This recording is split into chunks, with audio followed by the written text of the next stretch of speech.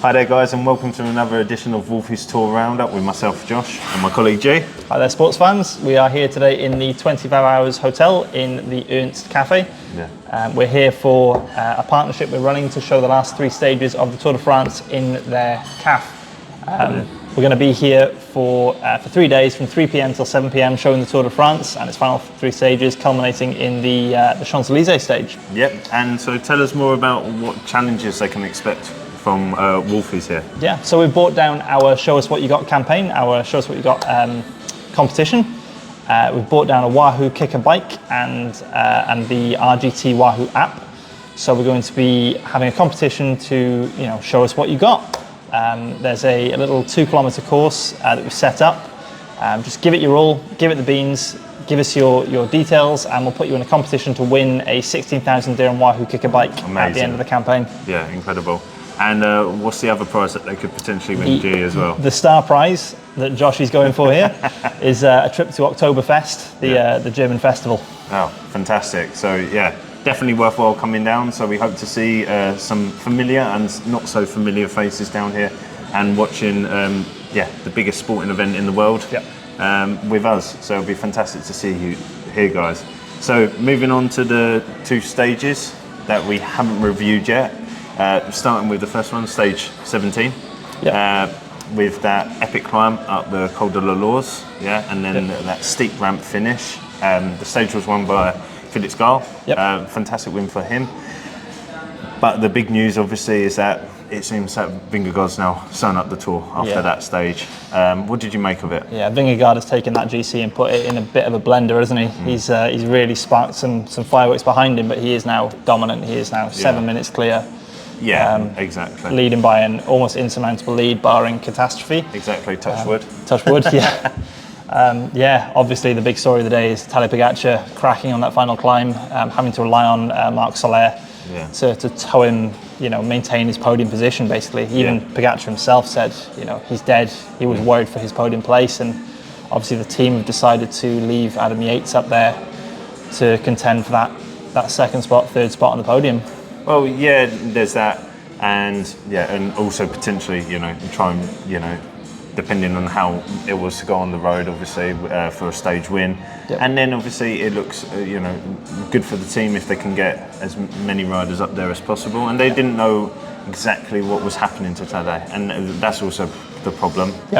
That not even Tadej was sure, because he said had good recovery, ate well. Clearly disappointed after the TT performance, but it wasn't an insurmountable amount of time. He was, only a couple minutes back, if that. And so, it was certainly all to play for. But from my perspective, Tadej's one that always wears his heart on his sleeve, as we see in the interviews, but also in the races. He attacks when he's feeling good, and when he's not so much, then he's much more reserved. And from the start, he didn't look particularly fantastic. No, he had a bit of a get down early doors as well. That didn't help. Recovered from that okay. I mean, he had the help there. He was able to get back in without too much trouble, but that will shake you for a day. And then obviously Sepkus, and then helps out of Vingegaard. Put Tadej and the UAE team Emirates to the sword by absolutely lighting up that final climb, and Vingegaard taking minutes out of everyone. I mean, it goes to show that Jumbo were happy for the breakaway to get away, but ultimately only 2 men were left after all the shouting was done. Jumbo ground down everyone but Gall and Simon Yates by the end. And on a breakaway day, you normally see the breakaway being allowed 10 minutes or so, but they were just on one yesterday. They really wanted it to put the pain in. That's it, and the nail in the coffin on Tadej's dreams, unfortunately, for his 3rd Tour. So it looks like it's going to be now Vingegaard's 2nd Tour win. Consecutive as well, of course, which is fantastic. And it looks like this will be a rivalry, because they're still young men for the next 5 years. Let's not forget Pogačar's still in that white jersey, still that youth category, that junior category. He's got many years left in him. Exactly. And let's not forget that this year he's carrying some fairly major injuries that have affected him. We've seen the K tape on his wrist. Once he's clear of that, earlier in the Spring Classics. a good year of training in him, he'll definitely be back. Yeah, Yeah, exactly. no doubt, no doubt. Brilliant. And then moving on to obviously yesterday's stage, which saw a remarkable breakaway victory for Kasper Asgreen. Oh, shocking victory, yeah.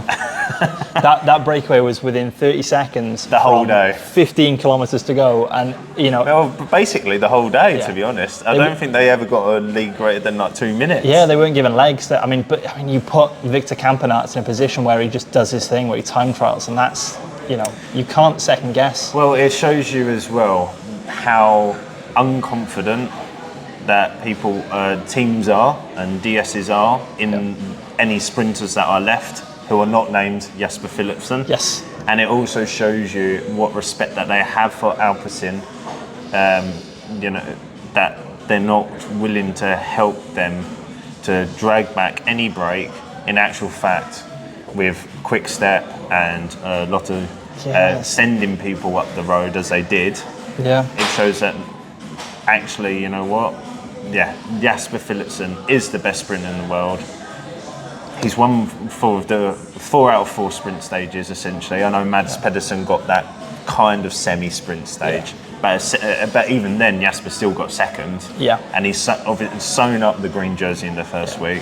I mean, there's almost a formula for beating Philipsen now, is to take his lead-out train out of the equation and go early. I've got to disagree with you. I don't think there's respect in the peloton for Alpecin. I think there's some bullying tendencies from Alpecin. You saw Philipsen having a go at Encon for trying to take a breakaway after. Trying to get away. Yeah, I mean, Philipsen was aggressive.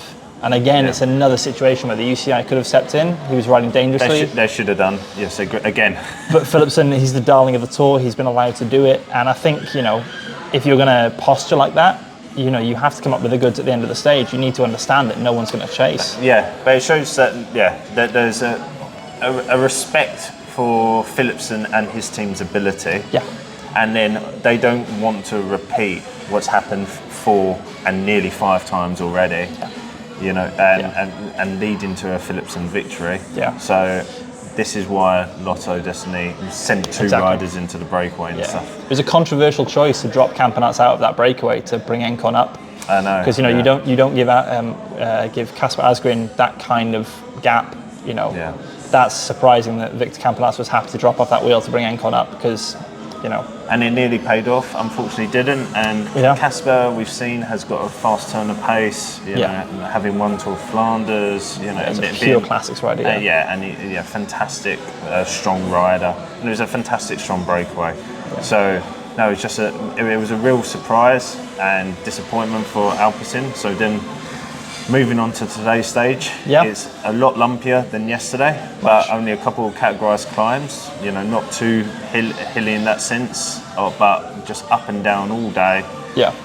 What do you think is going to happen today, G? I think it's a breakaway day. Yeah, I think that gap between the final climb and the finish is going to be very telling. If a breakaway gets away off that final climb and has a couple of minutes with some good descenders, I think it's going to be a breakaway day. Yeah. But of course, Alpecin are going to be driving that last 20k into the finish. If Philipsen can get up the front of the bunch, I think it's his day. I agree with you. I think it's going to be a breakaway day, particularly because yesterday also shows not only is RP teams unwilling to work with Alpecin, but it also shows how tired the peloton is now that we're coming to the end of the Tour de France. A lot of these boys are absolutely knackered. Yes. Yeah. And so, if the motivation's not there, and if the teams aren't motivated to help Alpecin, to help set up their sprinters, let's say Trek, for example, trying to set up Mads Pedersen, in a sprint finish, invariably, unless it's a steep finish, that he's going to be coming second or third or fourth or fifth. So then why try? Yeah. So if anything, if it comes down to a bunch sprint, given that course profile, I'm looking at Benny Magamai as a lightweight sprinter. He could definitely come off with something. Well, it will make it more interesting, but I think it's going to be a breakaway day. And I suspect someone like him to get in the break, to be honest, and win from the break. He might be allowed to, Yeah, so we'll see. Well, it's going to be an exciting stage, guys. Hopefully you'll come down and check it out with us here at Ernst. And thanks very much. See you next time. Bye.